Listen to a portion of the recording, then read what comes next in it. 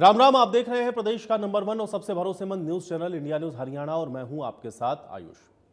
बीते शुक्रवार को उत्तर प्रदेश के बरेली में हुए बवाल को शायद आप लोग भूल नहीं पाए होंगे और कैसे यहां पर कुछ शरारती तत्वों ने जुमे की नमाज के बाद उपद्रव फैलाने का प्रयास किया था। दरअसल उत्तर प्रदेश के बरेली में बीती शुक्रवार को हालात काफी विस्फोटक हो गए थे और मुस्लिम समुदाय के लोग और पुलिस के बीच जबरदस्त झड़प देखने को मिली थी। आरोप यह था कि प्रदर्शनकारियों ने पुलिस के ऊपर पथराव किया और इसके जवाब में पुलिस को यहां पर लाठीचार्ज करना पड़ा। बरेली में हुए इस बवाल के बाद पुलिस ने उपद्रवियों की धरपकड़ को तेज किया, जिसके बाद कई लोगों को यहां पर गिरफ्तार किया गया और जेल भेजा गया। अब बरेली में हुए बवाल के बाद हरियाणा में भी धार्मिक विवाद को बढ़ाने की कोशिश की गई। सोनीपत के एक पार्क के झूलों पर आई लव मोहम्मद और लव जिहाद लिखा हुआ पाया गया। झूलों पर लिखे हुए इस स्लोगन के बाद स्थानीय लोगों ने इसको लेकर के आपत्ति जाहिर की और इसकी जानकारी पुलिस को दी। फिलहाल पुलिस की शिकायत के आधार पर इस पूरे मामले की जांच शुरू हुई और अभी तक यह पता नहीं चल सका है कि यह सब किसने और क्यों लिखा है, लेकिन माना यह जा रहा है कि कुछ शरारती तत्वों ने आई लव मोहम्मद लिखकर धार्मिक विवाद को खड़ा करने की कोशिश हरियाणा में भी की है। इसके पहले हरियाणा के पलवल में एक नाबालिग लड़की को मस्जिद में बंधक बनाकर धर्म परिवर्तन करने का प्रयास भी हुआ। हालांकि लड़की के पिता ने वक्त पर पहुंचकर लड़की को बचाया। और अब बात आई लव मोहम्मद की करें तो इसकी शुरुआत उत्तर प्रदेश के कानपुर से हुई थी, जहां पिछले महीने यानी कि सितंबर की 4 तारीख को कानपुर के रावतपुर में 12 वफात के जुलूस के दौरान यह शुरू हुआ। यहां पर मुस्लिम समुदाय के लोगों ने एक बैनर लगाया और इस पर लिखा था आई लव मोहम्मद। हिंदू संगठनों ने इसका पुरजोर विरोध किया और यह कहा कि 12 वफात के जुलूस में यह नई परंपरा शुरू हो रही है। तो आज अपने इस खास कार्यक्रम में हम इसी मुद्दे पर चर्चा करेंगे, लेकिन उसके पहले सवाल यही है कि आखिर धार्मिक सौहार्द को कोई क्यों बिगाड़ना चाहता है। यूपी से हरियाणा तक यह जिहादी गैंग कैसे पहुंच गया है और यूपी के बाद हरियाणा में भी क्या साजिश के तहत यह पूरा खेल खेला जा रहा है।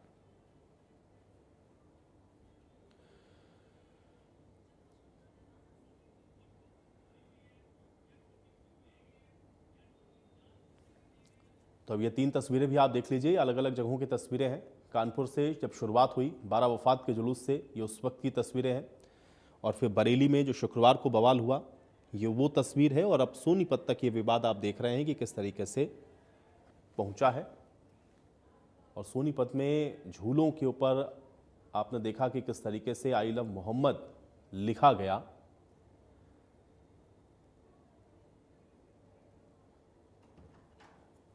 कि सोनीपत के सेक्टर 14 में जो यहाँ पार्क है, श्री राम पार्क, इसके झूलों पर कुछ जो लोग हैं, असामाजिक तत्व है, उनके द्वारा लव जिहाद उर्दू में कुछ शब्द ऊपर लिखे गए हैं, इंग्लिश और हिंदी में दोनों में जिहाद और लव जिहाद लिखा गया है। आई लव मोहम्मद भी इसमें आई लव मोहम्मद का जो है भाई, जिस भाषा में लिखा गया है वो मैं पढ़ नहीं पाया कि किस भाषा में लिखा गया है, परंतु जिसके द्वारा जो यह कृत्य किया गया है उसके ऊपर हम कानूनी कार्रवाई चाहते हैं।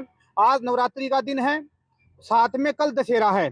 कुछ असामाजिक तत्वों के द्वारा, जरूरी नहीं है कि उन्हीं के द्वारा किया गया हो जिसके बारे में शब्द लिखे गए हैं, कुछ असामाजिक तत्व धार्मिक सौहार्द और सामाजिक सौहार्द को खराब करने का प्रयास करते हैं। उनके ऊपर मैं पुलिस प्रशासन से अनुरोध करता हूं, तुरंत प्रभाव से कार्रवाई की जाए। तो एक बार फिर से आपको बता देते हैं उत्तर प्रदेश के कानपुर से इस विवाद की शुरुआत कब और कैसे हुई, क्योंकि आई लव मोहम्मद को लेकर के विवाद इस समय पूरे देश के अंदर आप देख रहे हैं कि बढ़ता हुआ दिख रहा है। 12 वफात का जुलूस निकला उत्तर प्रदेश के कानपुर में और यहीं से मुस्लिम समुदाय के लोगों ने एक बैनर लगाया और इस बैनर में आई लव मोहम्मद लिखा हुआ था। तो बैनर पर आई लव मोहम्मद लिखा गया और इसको लेकर के हिंदू संगठन की ओर से इस पर आपत्ति जताई गई। हिंदू संगठन ने इसका विरोध किया और 12 वफात के जुलूस में आई लव मोहम्मद लिखा हुआ ये जो बैनर पोस्टर है उसका विरोध किया गया।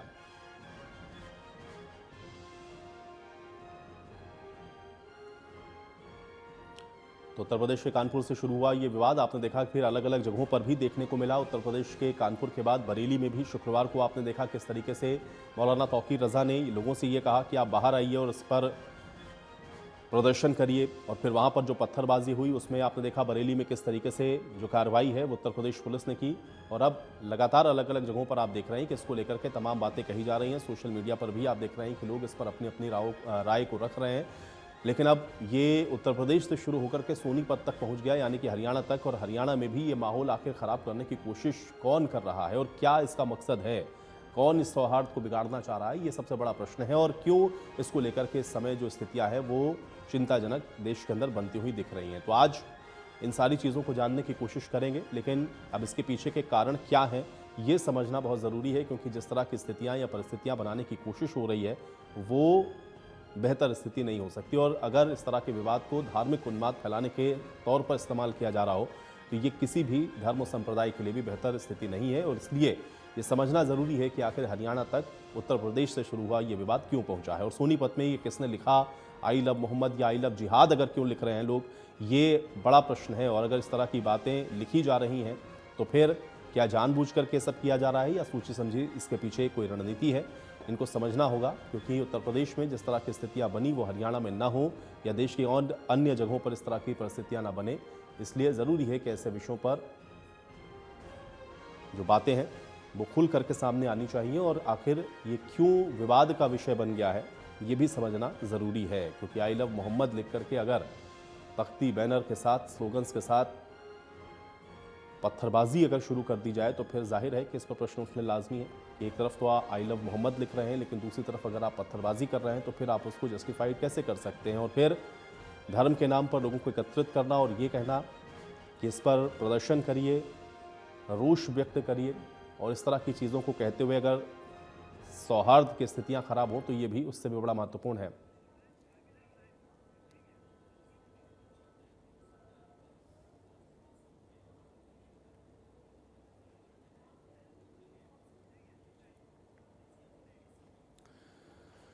तो चलिए आज इसी पर चर्चा करते हैं। कुछ मेहमान है मेरे साथ, पहले उनका परिचय करवाते हैं। राजवीर रोहिल्ला जी हमारे साथ जुड़ चुके हैं, भारतीय जनता पार्टी के प्रवक्ता हैं। राजवीर रोहिल्ला जी स्वागत है आपका। योगेश तिहाग जी हमारे साथ हैं, कांग्रेस पार्टी के प्रवक्ता हैं। योगेश तिहाग जी आपका स्वागत। हाजी जाहिद परवेज खान हमारे साथ जुड़े हुए हैं, मुस्लिम स्कॉलर हैं। हाजी जाहिद परवेज खान जी आपका भी स्वागत है।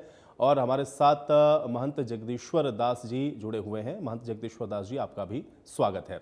राजवीर जी आपसे शुरुआत करूंगा। हालांकि उत्तर प्रदेश में जिस तरह की स्थितियां हम लोगों ने देखा कि आई लव मोहम्मद के बाद बनी, बरेली में भी हम लोगों ने देखा, फिर लाठीचार्ज तक करना पड़ा, मौलाना तौकीर रजा को गिरफ्तार भी किया गया, लेकिन अब ये आज हरियाणा तक दिख रही है। सोनीपत में एक पार्क पर आई लव मोहम्मद या आई लव जिहाद लिख दिया गया और अब पुलिस इस पूरे मामले की तफ्तीश कर रही है। लेकिन सवाल यह है कि आखिर ये सौहार्द बिगाड़ने की कोशिश कौन कर रहा है और क्या इसके पीछे का मकसद है। ये आग हरियाणा तक आती हुई कैसे नजर आ रही है, राजवीर जी? जी नमस्ते प्रवक्ता साथियों को, एक्सपर्ट को मेरी राम राम। नहीं, आज सुबह की घटना है, इसमें बड़े दुर्भाग्यपूर्ण जो सोनीपत में श्री राम पार्क में हुई है और उसका पूरा संयोग लिया गया है। और किसी भी कीमत पर हरियाणा में भाईचारा और सौहार्द को नहीं बिगड़ने दिया जाएगा, चाहे वो कोई भी अवांछित कुत्ता हो। लेकिन ये लगातार कोशिश होती रहती है कि समाज में वैर भाव पैदा किया जाए। जैसे कि बरेली में, कानपुर में अन्य जगह पर जो घटनाएं घटी और उनसे वहां के मुख्यमंत्री प्रशासन ने संज्ञान लिया है, 70 लोगों को गिरफ्तार किया गया है और अन्य जो कार्रवाई मुकम्मल जो की जा सकती थी वो की गई। हरियाणा में भी जो कानून में जो घटना घटी है और जो सोनीपत में घटना घटी, इसकी किसी भी तरह इसको समर्थन नहीं दिया जा सकता, क्योंकि हरियाणा भाईचारे का प्रदेश, सचित बिरादरी और धर्म के लोग यहाँ बड़े प्यार से रहते हैं। और ये जो एक नया नैरेटिव करने की कोशिश की जा रही है, जो ये शब्द लिखे गए या अन्य जो कार्रवाई की जा रही है, तो हरियाणा सरकार का पूरा संज्ञान है इसके ऊपर और निश्चित तौर पर ऐसी कार्रवाई की जाएगी। याद रखा जाएगा, चाहे तो कोई भी हो, इसमें कोई बख्शा नहीं जाएगा। आपको विश्वास दिला तो आपके चैनल के माध्यम से, लेकिन कहीं ना कहीं शांति को खराब करने की कोशिश है। और जब भी हर किसी को अपना त्योहार मनाने का एक वो होता है, उसमें नई बड़ी पार्टी ऊट पटांग काम या जो लिखे गए शब्द हैं मैं उनको दोहराना नहीं चाहूंगा उन शब्दों को। ये कहीं से भी समर्थन योग्य नहीं है ये, क्योंकि हरियाणा एक भाईचारे का नहीं, बिल्कुल ठीक है और इसको एक्सेप्ट नहीं कर सकते। लेकिन सवाल ये है कि अगर ये हरियाणा के अंदर हो रहा है तो फिर ये होना नहीं चाहिए, ये सब अगर कह रहे हैं तो फिर इसके कारण समझने जरूरी है। योगेश तिहाग जी, क्या वजह इसके पीछे नजर आ रही है? क्या जानबूझ करके आपको लग रहा है कि कोई धार्मिक सौहार्द को खराब करने की कोशिश कर रहा है या कोई और वजह आपको दिखती है? कैसे देखते हैं इस पूरे प्रकरण को?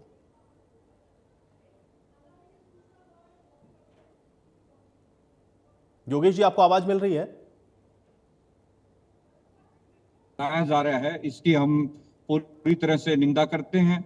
और जहां तक देखिए भारतीय जनता पार्टी का संबंध है, उसका सिर्फ जो उसकी जो राजनीति है, चाहे आप गुजरात दंगों से ले लीजिए उन्होंने हर समय कभी धर्म के नाम पे, कभी जाति के नाम पे सिर्फ इन्होंने दंगे भड़काने का काम किया है। गुजरात दंगों के समय पे यही माननीय प्रधानमंत्री नरेंद्र मोदी जी उस समय मुख्यमंत्री थे, और पूर्व के हमारे प्रधानमंत्री माननीय अटल बिहारी वाजपेयी जी ने उन्हें राज धर्म का पालन करने तक की सलाह दी थी।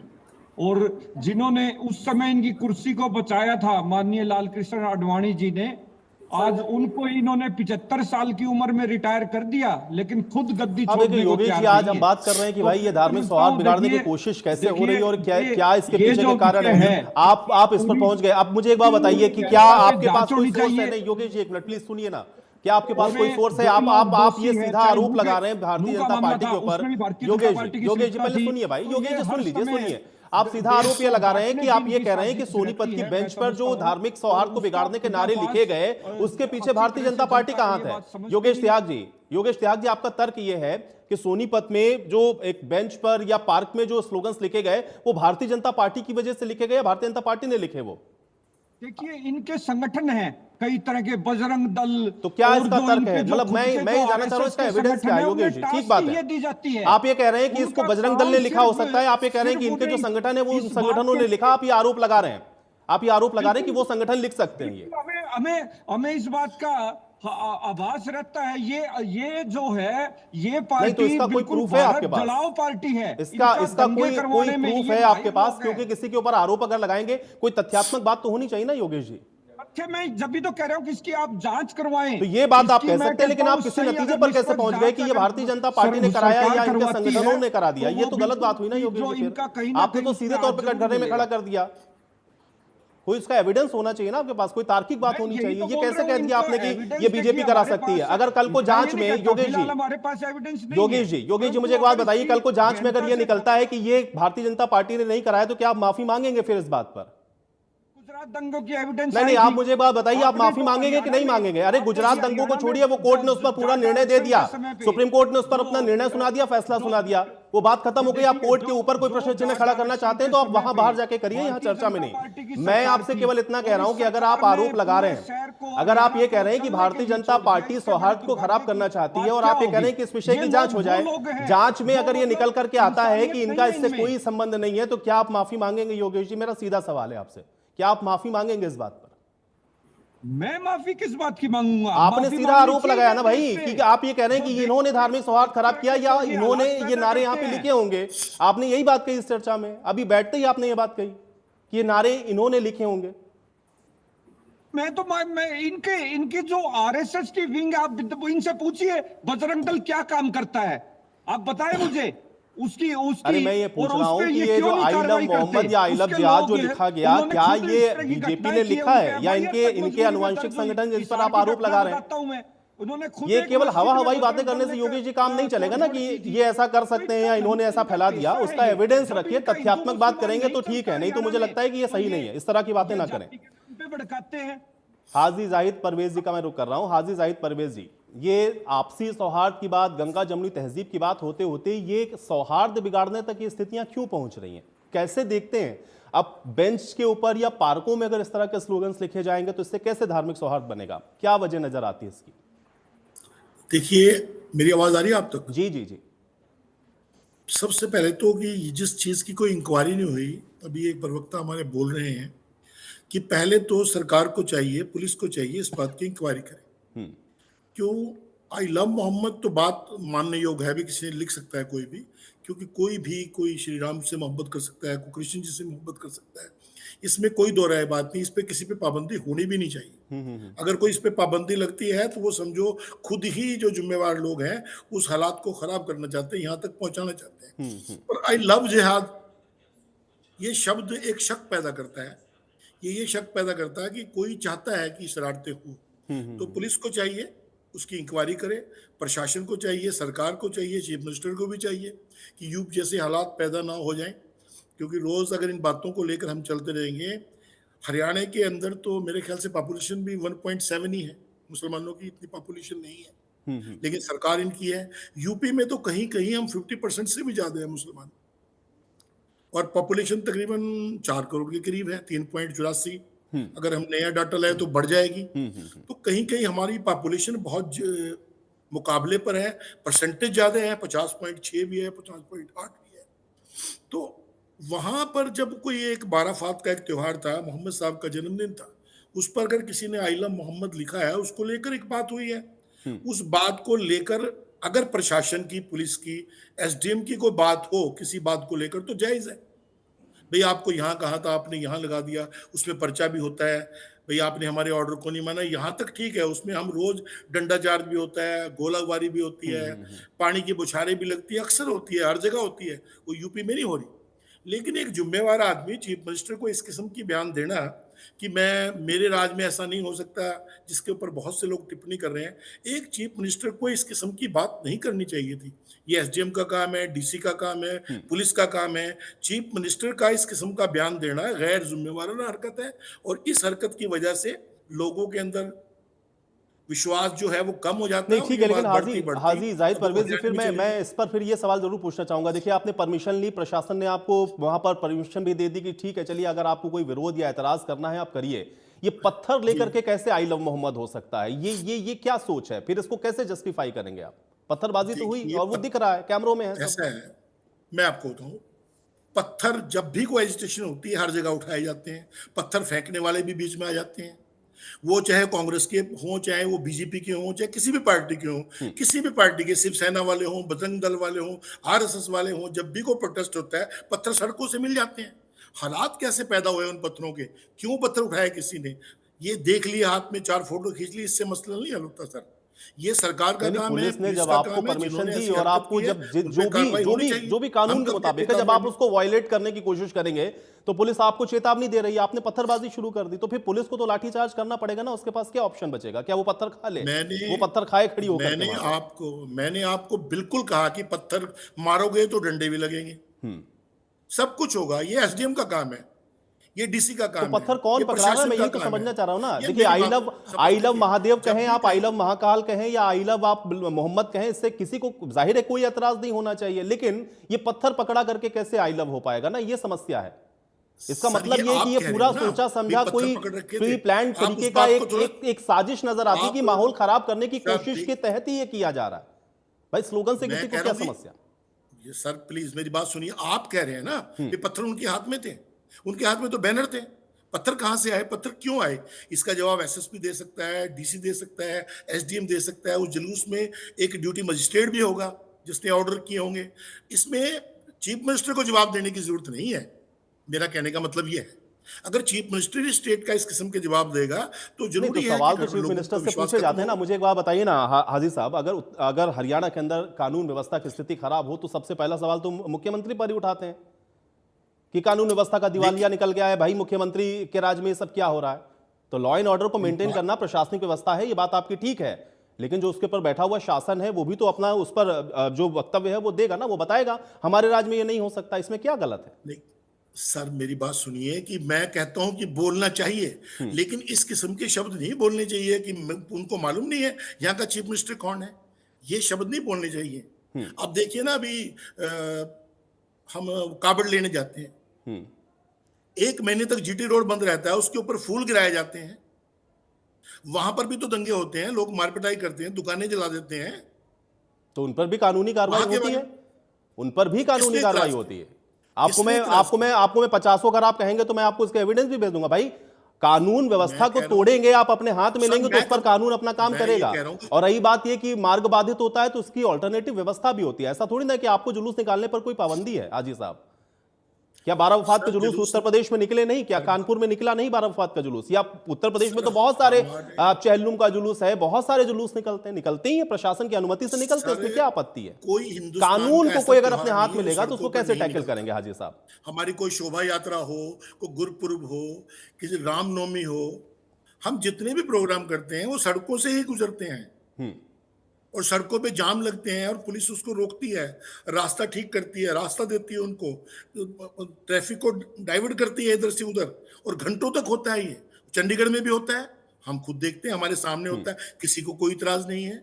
और मैं ये समझता हूं किसी को इतराज करना भी नहीं चाहिए। बिल्कुल सही बात है, लेकिन ये बस कानून के दायरे में रह के चीजें होंगी तो उस पर कोई एतराज नहीं। कानून कोई भी तोड़ेगा, कोई भी धार्मिक व्यवस्था के बीच में अगर कोई चीज खराब कानून करेगा तो फिर उस पर कार्रवाई तो होगी, और मुझे लगता है इसको किसी भी तरह से जस्टिफाई करना भी नहीं चाहिए। अशोक जी मेरे साथ जुड़ चुके हैं, ब्राह्मण खाप के राष्ट्रीय अध्यक्ष हैं हमारे साथ। अशोक जी आपका भी बहुत स्वागत है, लेकिन उसके पहले मैं महंत जगदीश्वर दास जी आपका रुख करता हूं। महंत जगदीश्वर दास जी, ये कैसे देख रहे हैं, कौन धार्मिक सौहार्द को खराब करने की कोशिश कर रहा है? या आई लव मोहम्मद या आई लव जिहाद, इस तरह की चीजें अब हरियाणा में भी देखने को मिल रही हैं, क्या वजह इसके पीछे नजर आती है? जी, मुझे ऐसा प्रतीत हो रहा है देश में कुछ बैठे गद्दार और विश्व से जो फंडिंग हो रही है सनातन के लिए, सनातन को टारगेट करना, सरकार को टारगेट करना, इस समय कोई ना कोई भारी राजनीति षड्यंत्र चल रहा है कि देश में जिस प्रकार से शांति व्यवस्था है और खुशहाल प्रदेश, खुशहाल देश प्रगति की ओर चल रहा है, उसी में कुछ लोग दंगा भड़काने का कार्य कर रहे हैं, आगजनी का कार्य कर रहे हैं। आपने देखा उत्तर प्रदेश के बरेली में 5 थाने में 390 मस्जिदें हैं और 390 मस्जिदों में टारगेट क्या था इनका? एक मस्जिद में अगर 100 लोग भी इकट्ठा करेंगे तो 40,000 सड़कों पर उतार कर, सोचे उत्तर प्रदेश में किस प्रकार से आगजनी करने का प्रयास किया जा रहा था, कैसे तहलका मचाने का प्रयास किया जा रहा था। मतलब उत्तर प्रदेश का शासन आदरणीय योगी मुख्यमंत्री जी के नेतृत्व में जब से सरकार 8 वर्ष से देख रहा हूं, कोई दंगा हुआ नहीं, लेकिन इसी कारणवश किसी दंगे को भड़काने का प्रयास किया जा रहा, आगजनी कराई जा रही थी कि इस उत्तर प्रदेश का माहौल खराब हो तो देश में भी खराब होगा। इस प्रकार से जो गतिविधियां चल रही हैं, सिर्फ उत्तर प्रदेश में, पूरे देश में जो गतिविधि चल रही है, मुझे लगता है ऐसी गतिविधियों के पीछे जितने भी लोग हैं जो देश के खिलाफ, देश में आगजनी करने का प्रयास कर रहे हैं, सौहार्द बिगाड़ने का कार्य कर रहे हैं, सनातन को लेकर ये टारगेट करना, लड़ाया हिंदू मुस्लिम भाईचारा को जो एक बार अलग करने का प्रयास करे, जिस प्रकार स्वार्थ बना हुआ था, शांति व्यवस्था थी, अलग करने का प्रयास करे, ऐसे नहीं, लेकिन यही तो बात है ना। देखिए इस पर यही तो आपत्ति कि भाई देखिए सबसे पहले 12 वफात के जुलूस में महंत जगदीश्वर दास जी, 12 वफात के जुलूस में अगर आई लव मोहम्मद लेकर के कोई स्लोगन्स लेकर, कोई पोस्टर लेकर के गया भी, तो उस पर हिंदू संगठनों को आपत्ति जताने की क्या आवश्यकता थी? ठीक है, आई लव मोहम्मद लिखा उन्होंने, उनका अपना धार्मिक आयोजन है, तो कह सकते हैं अपने, आप भी आई लव महाकाल कही, उस पर क्या समस्या? लेकिन अब अगर आप उसको लेकर के उसका विरोध करेंगे तो फिर जाहिर है फिर एक्शन का रिएक्शन भी होगा, और वहीं से आप एक मौका देते हैं कि जो चीजें हैं वो बिगड़नी शुरू हो जाए, ये आरोप लगते हैं। इसी तरह आई लव मोहम्मद कोई भी हिंदूवादी कोई संख्या नहीं उतरा। और दूसरी बात, अगर वो आई लव मोहम्मद कर रहे हैं तो आई love Ram, I love Mahadev, I love Mahakal, I love Krishna, तो इस देश में क्या एक ही जने को कानून मिला है क्या कि अपने लोगों से प्यार कर सकते हैं? सबके लिए कानून बराबर है, लेकिन आप प्यार करिए, आपके प्यार करने को अपने घर में प्यार कर सकते थे, और प्यार करने का तो अभी जो है थोड़े दिनों पहले कि आपने कार यात्रा मार्ग देखा था, जिस प्रकार से मुसलमान अपना नाम सबसे पंडित जी ढाबा, सरवा ढाबा, तब तक उन्होंने आई लव मोहम्मद नहीं लिखा ढाबे में। क्यों नहीं लिखा भाई? अगर आपको प्यार था तो ढाबे में जो आई लव मोहम्मद लिख सकते थे, क्यों नहीं लिखा गया? सिर्फ एक राजनीति कर रहे हैं, रणनीति बनाकर देश में और प्रदेश में, चाहे वो उत्तर प्रदेश, हरियाणा प्रदेश हो, चाहे गुजरात प्रदेश हो, सिर्फ दंगा फैलाने का प्रयास किया जा रहा है, क्योंकि कुछ गतिविधियां अपने देश में घुसे गद्दारों की भी है, और उन लोगों पर मैं केंद्र सरकार से और जिस प्रदेश में घटना और उन प्रदेश के मुख्यमंत्री से निवेदन करना चाहता हूं कि आप तथाकथित टीम गठित करें और इन लोगों को जांच बैठाएं, और जो लोग दंगा में हैं, दंगा में शामिल उन लोगों के खिलाफ कड़ा एक्शन ले, सरकारी सुविधा सारी बंद कर दे, राशन बंद कर दे, बिजली बंद करे, ऐसे लोगों को सरकारी नौकरी बंद करे, तथाकथित लोगों को देश में आगजनी करने का अधिकार किसी को नहीं है। देश कानून से चलेगा और कानून मानना पड़ेगा सबको। ठीक है, अशोक जी का मैं रुक लेता हूं। अशोक जी, हरियाणा के अंदर तो इस तरह की चीजें अमूमन हम लोगों ने देखी नहीं, लेकिन अब धीरे धीरे ऐसा लग रहा है कि वो चीजें हरियाणा की ओर भी थोड़ा शिफ्ट होती हुई दिख रही हैं। क्या वजह इसके पीछे नजर आती है? अभी सोनीपत में पार्क के ऊपर लिख दिया झूलों पर I love Mohammad, I love जिहाद, क्या इसके पीछे का कारण आपको दिख रहा है? क्या कोई जानबूझ करके सारी चीजें करने की कोशिश कर रहा है, या वाकई में आई लव मोहम्मद किसी को लिखना है तो उसने जाकर पार्क में लिख दिया? क्या चीज इसके पीछे आपको नजर आती है अशोक जी? देखिए, जो स्थिति मुझे नजर आ रही है वो धार्मिक जो हमारी सौहार्द है, हमारी भावनाओं को एक तरह से ठेस पहुंचाने का प्रयास किया जा रहा है। इस तरह से लिखना क्या ये सही है? क्या कोई किसी सार्वजनिक स्थान पर जाकर के ऐसी बातें लिखता है, वो उस दूसरे समाज को भी तोड़ने का प्रयास करता है। इन लोगों का प्रयास है, ये कोई गैंग काम कर रहा है ताकि पूरे भारतवर्ष में जो त्योहारी सीजन चल रहा है उसके अंदर कुछ न कुछ व्यवधान पैदा हो, देश के अंदर अशांति फैले, देश के युवाओं को, बच्चों को और लव जिहाद के अनुसार उन बच्चों को बदलने का एक जो प्रोग्राम इस गैंग ने बनाया है वो बिल्कुल निंदनीय है। मैं कहता हूं उनके खिलाफ सख्त कार्रवाई होनी चाहिए और ऐसे लोगों को हमने समाज से पहचान करके पुलिस या प्रशासन को बताना भी चाहिए। हर नागरिक की जिम्मेवारी है, हर युवा की जिम्मेवारी है, हर मेरी माँ बहन सबकी जिम्मेवारी है। जहां भी ऐसे उपद्रवी दिखे, जहां पर ऐसे नारे कोई लिखता हुआ दिखे, उनके वीडियो बनाएं और सरकार तक भेजें ताकि सरकार उन पे कार्रवाई करे। ये देखिए देश को तोड़ने का जो प्रयास किया जा रहा है ये कभी सफल नहीं हो सकता। काउंटर ये कि भाई कि आई लव मोहम्मद कहने से या आई लव राम या आई लव महाकाल कहने से आपत्ति क्यों होनी चाहिए किसी भी दूसरे संगठन? देखिए किसी को पूजा करनी है अपने किसी संस्थान में जाके कीजिए, अपने घर में जाके कीजिए, अपने कहीं भी किसी धार्मिक स्थल पर कीजिए। इस तरह का उन्माद पैदा करना, अगर कोई किसी मस्जिद के ऊपर लिखे आई लव महादेव, कोई मंदिर के ऊपर लिखे आई लव मोहम्मद, तो इस तरह की बातें कहीं ना कहीं समाज में टकराव का कारण होती है और इन्हीं वजह से समाज में नहीं, लेकिन उसका काउंटर ये दिया था ना कि ये थोड़ा एक तरफा सा नहीं लगता अशोक जी, क्योंकि आपने कहा कि भाई अपना कोई धार्मिक अनुष्ठान करना है तो आप अपनी प्रॉपर जगह पर करें, तो फिर उसका काउंटर ये आता है कि भाई कांवड़ यात्रा तो पूरे महीने भर आप लोग निकालते ही हैं। धार्मिक आयोजन नवरात्रियों में आप देखिए जगह जगह दुर्गा पंडाल लगे ही हुए हैं, तो धार्मिक आयोजन करने के लिए प्रशासन की स्वीकृति से अगर कोई काम कर रहा है तो उसमें क्या समस्या होनी चाहिए? वहां पर वो आई लव मोहम्मद लिखे या वो कुछ भी उनके जो भी स्लोगन हैं वो लिख सकते हैं, उस पर दूसरे धर्म को क्या आपत्ति है? मैं आऊंगा मान जी एक एक करके अशोक जी चोरी छिपे जाकर के एक सार्वजनिक जगह पे मान जी मैं आऊंगा इस तरह की बातें करना ये कहीं भी सही नहीं है। मैं इसकी निंदा करता हूं और ऐसा कृत्य नहीं होना चाहिए। समाज के अंदर भाईचारा होना चाहिए। देखिए हम हिंदुत्व की बात करें तो हिंदू कभी किसी का विरोध नहीं करता, हिंदू कभी किसी को पूजा करने से नहीं हटाता। देखिए कोई भी किसी से प्यार करे, कोई किसी को रोक नहीं सकता, लेकिन इस तरह का सार्वजनिक तौर पर एक दिखावा करना, एक समाज में भ्रांति पैदा करना, यह सरासर गलत है। समाज में इस तरह से एकजुटता खत्म होती है, समाज का भाईचारा खत्म होता है और लोग टकराव की स्थिति में आते हैं। देखिए पिछला वाक़ा देखिए, आप बरेली का देखिए, कानपुर का देखिए, अब हरियाणा में भी जो इस तरह की ये बात हुई है ये बिल्कुल सही नहीं है, क्योंकि हरियाणा एक शांति प्रिय प्रदेश है और यहाँ पे लोग कभी ऐसे उपद्रव को कहीं भी समर्थन नहीं करते।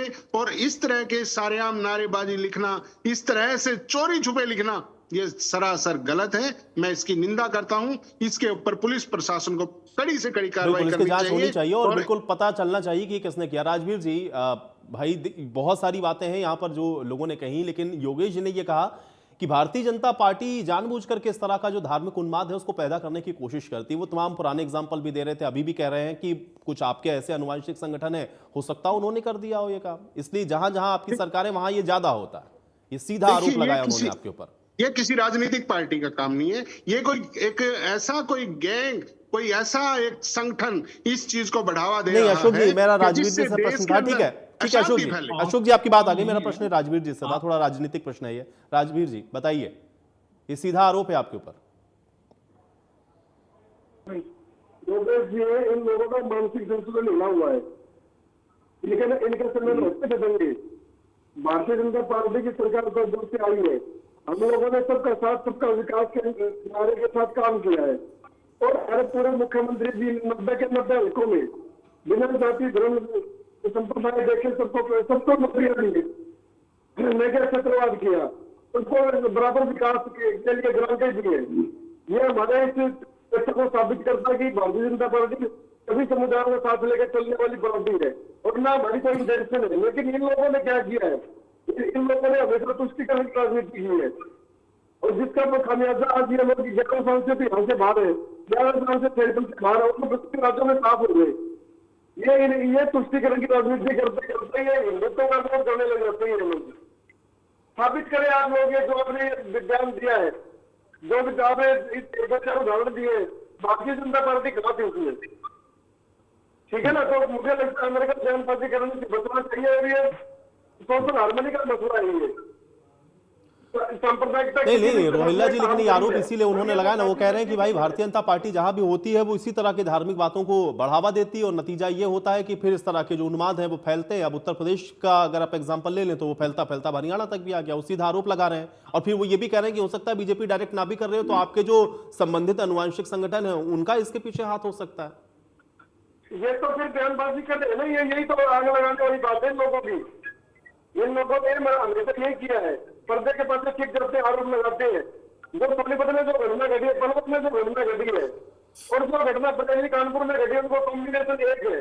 तो कहीं ना कहीं इसमें जो षड्यंत्र रचा गया है भारत और हरियाणा के खिलाफ, इसका जब तक सामना करेंगे। और जो उत्तर प्रदेश के मुख्यमंत्री जी ने जो किया है, हरियाणा के मुख्यमंत्री जी अगर ऐसी बात आएगी तो वो भी किया जाएगा। जांच जारी है, जो दोषी होगा वो पकड़ा जाएगा, वो चाहे कोई भी हो, कितना ही बड़ा हो कितना ही छोटा हो, इसकी जो साजिश है उसका पर्दाफाश किया जाएगा। इन लोगों का मोटिव क्या है? मोटिव ये है कि भाई जो देश आज तरक्की कर रहा है, हरियाणा जो एक तरक्की कर रहा है उसमें कैसे एक्शन डाली जाए। और इस जो षड्यंत्र को हम लोग कामयाब नहीं करने देंगे। ना हरियाणा की जनता इस चीजों को विश्वास रखती है, ना भारत की जनता रखती है। तो ये जो कांग्रेस की तुष्टीकरण की राजनीति है, इन लोगों को ठिकाने लगा के आज इन लोगों की हालत ये हो गई है कि भाई इन्हें अपराधी किस्म के लोगों को प्रदेश अध्यक्ष बनाना पड़ रहा है। तो ये इनकी छोटी मानसिकता है। भारतीय जनता पार्टी हर तरीके से देश के विकास में, प्रदेश के विकास में हम लोगों का तो सीमा पर प्रोडक्ट चल रहा है। 17 जो सितंबर से 2 अक्टूबर तक का, तो हमारे ऊपर कैसे आरोप लगा लेगा आप लोग? आपके पास तथ्य तो रखिए सामने आप, ठीक है ना। अमेरिका बयानबाजी नहीं करनी चाहिए, देश का भाईचारा हरियाणा के भाईचारे को नहीं बिगाड़ने की कोशिश करनी चाहिए। आप वकील, आपने कुछ बताना चाहिए, क्या बोल रहे हो आप? अब आपके पास तर्क नहीं होता तो पुत्र करने लग जाते हो आप, ठीक है ना। तो ये चीजें नहीं होनी चाहिए। लेकिन हरियाणा सरकार का स्टेटमेंट बिल्कुल साफ और सुथरा क्लियर है कि किसी भी तरह से हरियाणा की शांति को भंग नहीं होने दिया जाएगा। जो अपराधी होंगे उनको बख्शा नहीं जाएगा। षड्यंत्र का पर्दाफाश होगा, एसआईटी बना दी गई है, जांच चल रही है, छापेमारी चल रही है। ठीक है योगेश जी। देखिए आयुष जी, मैं जो भारतीय जनता पार्टी की जो विचारधारा रही है वो मैं नहीं कह रहा, पूरे देश को पता है। और इनकी सोच जहां जहां इनकी सरकारें हैं तो वहां इस तरह की बात करना, और जहां इनके मुख्यमंत्री है उनकी भी जो एक संवैधानिक पद की जो उनकी एक गरिमा होती है, उनकी भी आप वो बात रखते हैं, उनकी बात में एक जो धार्मिक उन्माद की भाषा झलकती है। भारत एक सेकुलर कंट्री है, उसमें आप सभी धर्मों का, सभी भिन्न भिन्न हमारी संस्कृति है। नहीं लेकिन योगेश जी, धार्मिक उन्माद कैसे दिखता है? मैं थोड़ा सा फिर से कोई स्टेटमेंट मुझे बताइए जिसमें किसी धर्म को कोट कर करके ये बात कही गई हो, मुझे बताइए। मैं आपको बयान सुनवाऊंगा अभी। कैसे आप इस तरह के निष्कर्ष पर पहुंच जाते हैं? देखिए, हमें आप एक बात बताइए, जो भारतीय जनता पार्टी के प्रवक्ता ये बताएं, क्या बजरंग दल आपका संगठन नहीं है, आरएसएस का संगठन? और मैं आपको इशार की घटना बताता हूं, बजरंग दल के जिला अध्यक्ष ने मस्जिद के ऊपर जो हमला किया उस पे आज भी एफआईआर दर्ज है। क्या पार्टी ने उसको कार्रवाई की उस पे? क्या उनको, आपके संगठन जो हैं, आपके विश्व हिंदू परिषद आपका संगठन नहीं है? कानूनी कार्रवाई तो होगी ना। मैं यही तो योगेश जी बताने की कोशिश कर रहा हूं ना बार बार। मैं कह रहा हूं चाहे हिंदू का कोई धार्मिक आयोजन हो, मुस्लिमों का हो, क्रिश्चियंस का हो, जैन का हो, बौद्ध का हो, किसी का भी धार्मिक आयोजन हो, वो कानून के दायरे में रह करके अगर हो रहा है तो उस पर कोई आपत्ति बट नहीं है। कानून का दायरा जहां क्रॉस होगा वहां पर कानून अपना काम करेगा। अब बरेली का एग्जांपल जैसे बार बार कोर्ट इसलिए हो रहा है, बरेली में जब आपको परमिशन नहीं दी गई। योगेश जी मेरी बात सुनिए, पहले मेरी बात तो सुनिए। जब आपको कानून व्यवस्था बनाने की जिम्मेदारी प्रशासन को आपने सौंपी है और प्रशासन ने आपको किसी चीज की अनुमति नहीं दी है, अब आप अगर जबरन वहां पर जाकर के विरोध प्रदर्शन करेंगे तो प्रशासन क्या करेगा ऐसे में? मुझे बताइए, क्या जिम्मेदारी है? मुस्लिम लॉ एंड ऑर्डर के लिए प्रशासन को कार्रवाई करेगा, और चाहे कोई भी धर्म हो, बीजेपी कैसे जिम्मेदार होगी? फिर उसमें बीजेपी कैसे जिम्मेदार होगी? इसलिए मैं आपसे सवाल बार बार पूछ रहा हूं, बीजेपी कैसे जिम्मेदार हो गई? इनकी शह देते हैं, ये सपोर्ट करते हैं जहां जहां इनकी सरकारें हैं, क्योंकि ये चाहते हैं कि लोगों का ध्यान हटे। कैसे लोगों शय का दे रहे हैं? मैं यही आज तो हम जानने इस की मुद्दे कोशिश पे कर रहा हूं ना, वो डिबेट कर शय रहे कैसे हैं। दिए होंगे? आज मुद्दा पड़ा है बेरोजगारी का, किसानों के ऊपर जो किस तरह से जो मार पड़ी है, जो बाढ़ की, किस तरह के हालात आज हरियाणा प्रदेश में है, परंतु ये चाहते हैं कि उन मुद्दों से ध्यान भटकाएं हम। इनकी ये एक स्ट्रेटजी रहती है। नहीं तो उन मैं मुद्दों यही से तो ध्यान बात आपको भटकाने के लिए वो बताना ये चाह कह रहा हूं। देंगे कि आप जाकर के ये देश कोई के लिए किसी ने कितनी परमिशन नहीं घातक लिए तभी आप पार्टी जाइए है। और वहां पर विरोध प्रदर्शन करिए, फिर हम लाठीचार्ज कर देंगे, मुद्दा भटक जाएगा, ये कह रहे हैं आप? देखिए वही तो ये मुद्दा बढ़ाना चाहती है ना ये पार्टी। अरे तो भाई जब सामने सबसे वाले को बड़ी बात, परमिशन, और योगेश ये जी मुझे एक बात लोगों बताइए, के आज योगेश समझ में आई जी हुई है। मैं आपसे सीधे पूछ रहा हूं, आपको कोई आयोजन करना हो तो आप प्रशासन से स्वीकृति लेंगे कि नहीं लेंगे? बिल्कुल लेंगे जी। और अगर प्रशासन अनुमति नहीं- आपको स्वीकृत नहीं देगा तो आप क्या करेंगे? मैंने ये हरियाणा का जो आपने बात की सोनीपत की घटना, मैं उस संदर्भ में बता रहा हूं कि इसमें भी इसकी निष्पक्ष जांच होनी चाहिए। इसमें इनके शामिल लोग मिलेंगे जो इनके संगठन है, जिनको ये सपोर्ट करते हैं, चंदा और अगर देते नहीं हैं, मिलेंगे फंडिंग तब क्या करते करेंगे? हैं। आपने रोहिला जी तो मुझे आरोप बता लगा दे, दिया ना, लेकिन और मैं आपको इसलिए बार बार रोक रहा हूं योगेश जी, कोई भी इस तरह का स्टेटमेंट मत कोट करिए जो आप, अरे आप तो कानून के भी जानकार है ना योगेश जी, मैं कह रहा हूं कोई ऐसा स्टेटमेंट क्यों कोट कर रहे हैं, कोई ऐसा स्टेटमेंट क्यों कोट कर रहे हैं जिसका कोई वैलिड आधार आपके पास योगेश जी नहीं है? कल को अगर नहीं निकलेगा, जैसे आप कह रहे हैं ना हाइपोथेटिकल, मैं सोच लूं कि उसमें इनका कोई ना कोई संगठन, अनुवांशिक संगठन का कोई ना कोई आदमी उसमें निकलेगा, मैं कह रहा हूं अगर वो नहीं निकला तब योगेश जी आप माफी मांगेंगे फिर? तो मैं तो जांच कराने की बात कर रहा हूं। हाँ तो आप ये कहिए ना जांच होगी, आप ये मत कहिए ना, आप ये कह रहे हैं कि मैं दावे से कहता हूं कि इनका कोई ना कोई संगठन का व्यक्ति उसमें निकलेगा, आप ये बात कह रहे हैं?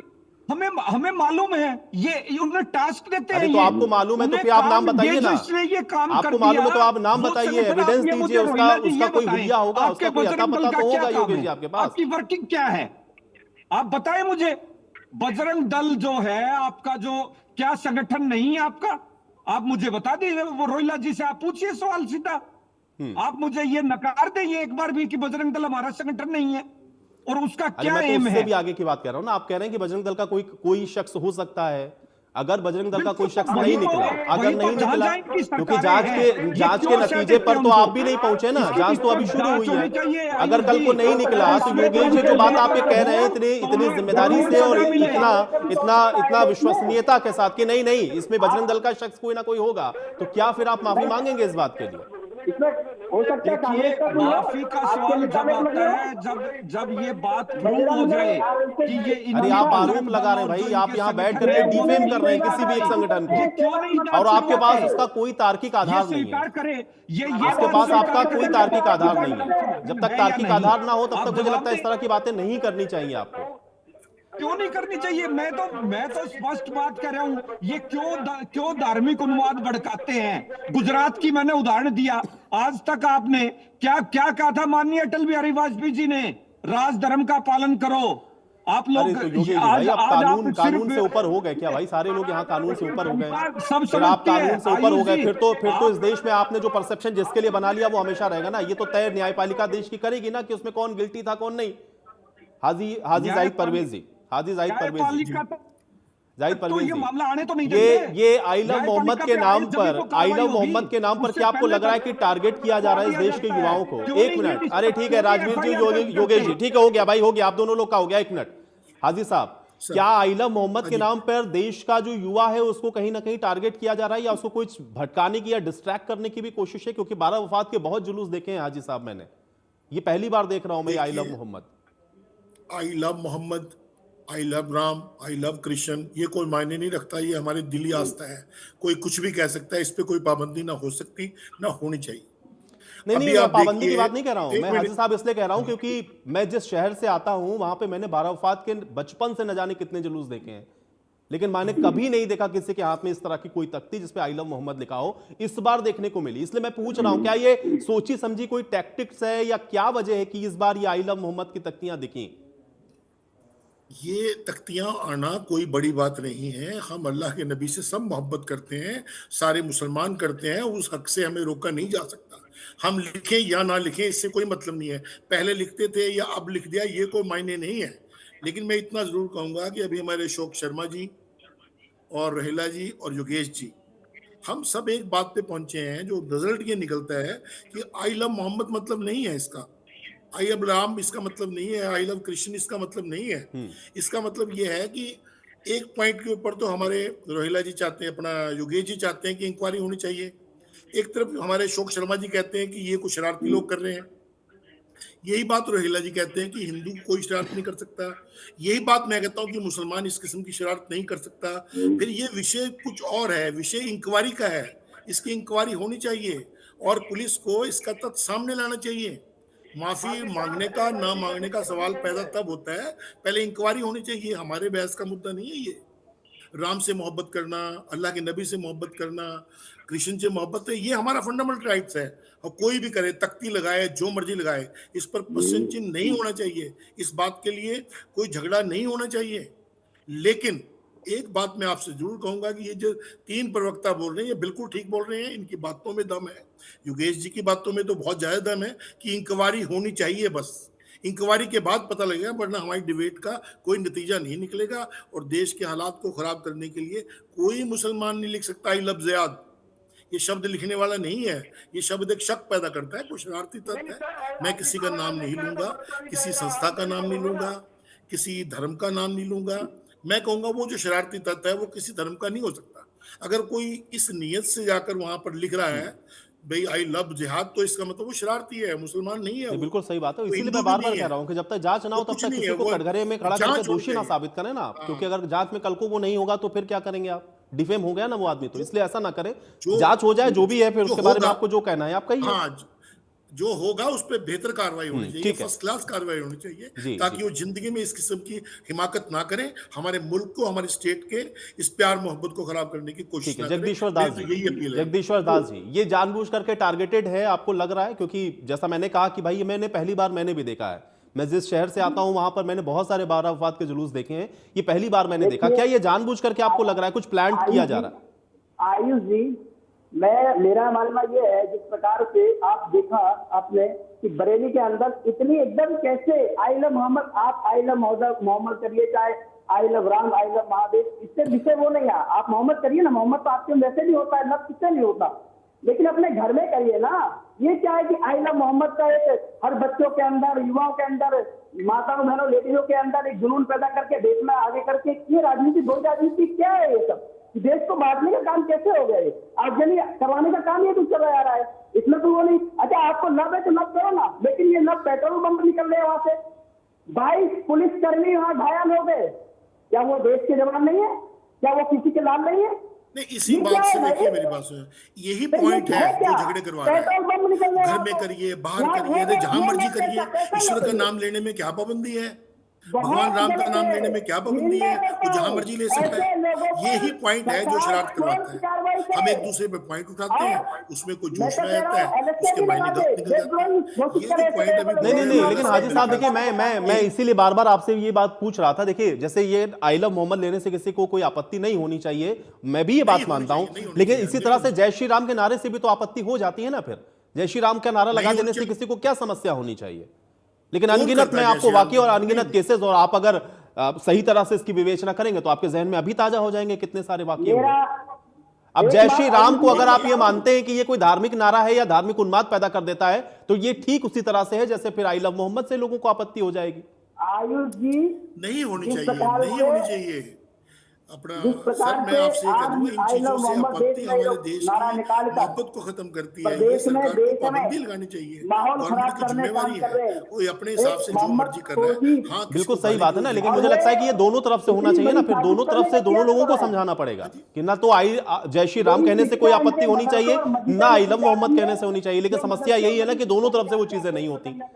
नहीं होनी चाहिए। बस मैं ये चाहता हूं कि इस चीज पे नहीं होनी चाहिए। कोई जय श्री राम जहां मर्जी कहे, सड़क पे कहे, वो उसका हक है, वो अपने ईश्वर से प्यार करता, करना भी चाहिए। बिल्कुल, लेकिन तो समस्या यही है ना कि वो जय श्री राम कहने से भी तो आप देखते हैं ना, संवेदनशील इलाकों से कोई जुलूस गुजर रहा था, जय श्री राम का नारा लगा और उसके बाद वहां पर बवाल शुरू हो गया। अनगिनत केसेस इस तरह के। नहीं, कभी नहीं इसी होता। तरह से आप देखें कि आप आई लव मोहम्मद लिख दिया तो उस पर आपत्ति हो गई कि भाई आई लव मोहम्मद लिख करके जुलूस में क्यों आए। मैं आपको एक बताऊं, प्लीज मेरी बात सुनना। अगर मैं हाथ में तख्ती लेकर आई लव मोहम्मद किसी मंदिर के सामने खड़ा होकर चिल्लाने लग जाऊं तो गुस्सा आएगा लोगों को, नेचुरली है, क्योंकि आना नहीं चाहिए, फिर भी आएगा। तो इसलिए मैं समझता हूँ सारे धर्मों की इज्जत करते हुए हमें जय श्री राम भी बड़े अदब से कहना ठीक है। चाहिए, और अल्लाह और मोहम्मद भी इसके लिए बड़े अदब से जिम्मेदारियां मुझे कहना लगता है चाहिए। हाजी साहब आपकी भी हैं और महंत जी हमारे साथ बैठे हैं इनकी भी हैं कि कम से कम धार्मिक सौहार्द बना रहे। अशोक जी बहुत देर से कुछ कहना चाह रहे हैं। अशोक जी देखिए, मेरा ये कहना है कि उपद्रवी की कोई जात नहीं होती। उपद्रवी किसी धर्म का भी हो सकता है, ये बात मैं मानता हूं। देखिए, इसकी आई लव मोहम्मद की शुरुआत कैसे हुई, किस तरह से ये तख्तियां लेके चलने लगे लोग और उसको बढ़ावा दिया जाने लगा। उस बढ़ावा देने से जो ये उपद्रव पैदा हो रहा है, जो ये इस तरह की घटनाएं छिटपिट एक दूसरे के ऊपर कटाक्ष करना, कोई कुछ लिखे, वो समाज को तोड़ने का काम हो जाएगा। ये बात मैं हाजी साहब की मैं मानता हूं, और मेरे प्रिय मित्र भाई साहब ने भी बोला कि भाई इसकी जांच होनी चाहिए, बिल्कुल निष्पक्ष जांच होनी चाहिए, इसमें कोई दो राय नहीं है। लेकिन मैं तो एक बात जरूर कहना चाहता हूं कि ऐसे लोगों की पहचान की जाए। ये जनता इसका कहीं ना कहीं इसका निष्कर्ष निकाल सकती है। ऐसे लोगों की वीडियो बनाए, ऐसे लोगों की फोटो उतारे, मोबाइल सबके पास है, हर कोई समझदार है। कोई भी ऐसी उपद्रवी को देखे तो उसका तुरंत वीडियो बना करके सरकार को भेजे, ताकि ये दूध का दूध पानी का पानी हो जाए और समाज के अंदर एक जो सौहार्द चला आ रहा है वो चलता रहे, भाईचारे की भावना नहीं बढ़ती अशोक जी रहे। देखिए, क्या इस हरियाणा तरह में के- आपको लगता है इस कि तरह- जानबूझ करके ये किया गया, प्लांटेड है ये, कि मतलब लिख दिया जाकर के, पता है कि ये मुद्दा इस समय गर्म है, आप कहीं पर भी जाकर के इस चीज को लिख दीजिए या इसको हवा दीजिए, फिर इसका विरोध शुरू हो जाएगा। तो क्या ये प्लांटेड हो सकता है या वाकई में आपको लगता है कि लिख दिया किसी ने जाकर के? ये बिल्कुल प्लांटेड है। ये कोई ना कोई ऐसा गैंग काम कर रहा है, कोई ना कोई ऐसे लोग काम कर रहे हैं जिनकी मानसिकता हिंदुत्व के खिलाफ हो सकती है। आयुष वो जी, आपको लोग देखा ये है चाहते तो हैं आपको राय तो है। कि हिंदू और मुस्लिम्स के अंदर पीछे टकराव बात हो, चल रही है। नुकसान हो, सभी धर्मों का नुकसान हो, अभी समाज का मोहम्मद नुकसान हो, कासिम निकले हैं, देश का तो नुकसान कभी हो, मोहम्मद अराजकता सलीम फैले। भी ये निकलेंगे। किसी सॉफ्ट वार की भी कहीं ना कहीं शुरुआत हो सकती है। पहले जो लड़ाई होती थी बंदूक गोली से होती थी, बम से होती थी, लेकिन अब लोगों ने नया तरीका निकाला और ऐसा एक संगठन कोई ना कोई इसके पीछे काम कर रहा है। ये अकेली मानसिकता नहीं हो सकती। कोई ना कोई ऐसे लोग जो देश और राष्ट्र को बर्बाद करना चाहते हैं, जो हमारे भाईचारे को तोड़ना चाहते हैं, ऐसे लोग काम कर रहे हैं और इन लोगों की जांच की जानी चाहिए। इनकी जांच इसलिए भी अति आवश्यक है कि आने वाली पीढ़ी इन बातों से आक्रोशित होकर के एक दूसरे के साथ ना लड़े, एक दूसरे के खिलाफ उनके मन में कोई भ्रांति ना फैले। इसकी जांच अवश्य होनी चाहिए और बिल्कुल मैं तो ये कहता हूं कि इन लोगों को कड़ी से कड़ी सजा भी मिलनी चाहिए जो ऐसे अराजकता फैलाने का काम कर रहे हैं। और मैं तो हरियाणा प्रदेश के माननीय मुख्यमंत्री से भी ये कहना चाहूंगा कि इसमें विशेष संज्ञान लिया जाए, ताकि हरियाणा में ऐसी वारदात ना हो। पलवल में भी पीछे एक ऐसी वारदात हुई थी। इस तरह की वारदातों को रोकने के लिए जरूरी कदम उठाएं और कहीं ना कहीं ये समाज के लिए घातक सिद्ध होने वाली बात है। इस पे अभी कड़ा संज्ञान नहीं लिया गया तो ये देश के लिए नुकसानदायक होगा। राजवीर जी ये बहुत महत्वपूर्ण है। एक तो जांच की बात तो हालांकि अब चूंकि मुकदमा दर्ज हुआ है तो जांच तो आप लोग कर ही रहे हैं, लेकिन सवाल इस बात का आ जाता है और बार बार, चूंकि जब भी हम लोग इस पर कोई भी रिएक्शन या कोई प्रतिक्रिया लेते हैं तो यही कह दिया जाता है कि जहां जहां भारतीय जनता पार्टी की सरकारें हैं वो इसी तरह की राजनीति करते हैं, इसलिए ये पूरी तरह से पॉलिटिकली मोटिवेटेड दिखता है, यानी इसके पीछे राजनीति है जो भी हो रहा है। नहीं, मैं ऐसा नहीं मैं मैं ऐसा नहीं मानता कि राजनीतिक मंशा हो सकती है। ये तो हमारे भाईचारा बिगाड़ने वाली बात मेरे को नजर आती है। राजनीतिक पार्टी को इससे क्या फायदा होगा? भारतीय जनता पार्टी ऐसा क्यों कराएगी? ठीक है, अब भारतीय अशोक जी जनता ये बात पार्टी को आप इस तो बात कह से रहे हैं, कोई लेकिन फायदा मुझे नहीं लगता है अभी होने वाला। कांग्रेस के ये प्रवक्ता मेरे पास नहीं समाज को है, तोड़ने कांग्रेस के वाली प्रवक्ता बात से है। हमारा संपर्क बिल्कुल टूट गया, नहीं तो मैं अभी उनसे ये बात का भी जवाब लेता, लेकिन निराधार ठीक बात है। अब मैं एक बार राजवीर जी से इसका जवाब ले लेता हूँ। राजवीर जी भारतीय जनता पार्टी के प्रवक्ता के नाते में भारतीय जनता पार्टी का कोई लेना नहीं है, क्योंकि मुख्यमंत्री हरियाणा का सर्वेक्षण होते हैं और ये लोग एलिगेशन जहां तक लगाने से आप इनकी कोई चीजें देख सकते हो। पहली बात, कार्रवाई निश्चित तौर पर होगी। दूसरी बात, जो दोषी है बख्शे नहीं जाएंगे, कोई भी हो, चाहे वो कोई किसी धर्म समुदाय का हो, कोई दिक्कत नहीं है इस बात की, क्योंकि हरियाणा और देश संविधान से चलता है। लेकिन ये जो कांग्रेस के जो मेरे मित्र हैं, वकील है, जो प्रवक्ता साथी, ये इनके मन में जो फोबिया हो रखा है, अगर मैं दंगों की लिस्ट लेके बैठ जाऊंगा ना आपकी, तो मतलब लंबा काम हो जाएगा। तो मुझे लगता है जो सामाजिक भाईचारा है, उसको मजबूत करने की बात करनी चाहिए हमें, और कानून पर भरोसा होना चाहिए, अपने सरकार पर भरोसा होना चाहिए। भाई सरकार निश्चित तौर पर इन चीजों पर बड़ा गंभीर नहीं है। नहीं, लेकिन राजवीर वो भाई चाहे ये परवल की बात आप गणना, तो कह चाहे रहे हैं कि देश की सामाजिक गणना, भाईचारा चाहे कोई भी बढ़िया गणना होना है। चाहिए, लेकिन यही तो पलट करके आरोप है ना कि भाई जहां जहां सरकारें आपकी हैं वहां सामाजिक भाईचारा आप चाहते नहीं है कि बढ़िया हो जाए। ये आरोप लगा देते हैं सीधे तौर पर, और इसका राजनीतिक फायदा आप लोग उठाने की कोशिश करते हैं, ये आरोप साथ में लगाते हैं आपके ऊपर। आप एक बात बताइए, जब अखिलेश यादव जी मुख्यमंत्री थे मुजफ्फरनगर में, मैं वो वहां जाना नहीं चाहता, लेकिन ये लोग मुझे लेके जाएंगे। 2013 में क्या हुआ था मुजफ्फरनगर में, कितने लोग मारे गए थे, कितने लोग विस्थापित हुए थे। मुझे कहने की आवश्यकता नहीं है, लोगों के घरों पर जो गांव में शहर में रह रहे थे भाई पलायन के बोर्ड लग गए थे। मैं नहीं जाना चाहता इन चीजों में, क्योंकि देश में सामाजिक भाईचारा सौहार्द रहना चाहिए। ठीक है राजवीर, जब आप ये कह रहे हैं कि सामाजिक भाईचारा और सौहार्द रहना चाहिए, तो ये बना तभी रह पाएगा जब इसकी सही तरह से जांच हो और ये पता चले कि आखिर इस तरह का ये जो धार्मिक सौहार्द है वो खराब करने की कोशिश कौन कर रहा है। बहुत शुक्रिया, आप सभी ने समय निकाला, इस चर्चा का हिस्सा आप लोग बने। तो आप देख रहे हैं कि उत्तर प्रदेश से शुरू हुआ ये जो जिहादी खेल है वो हरियाणा में भी अपनी दस्तक दे रहा है, लेकिन सवाल ये है कि हरियाणा का जो माहौल है वो कौन खराब करना चाहता है, और ये तभी पता चल पाएगा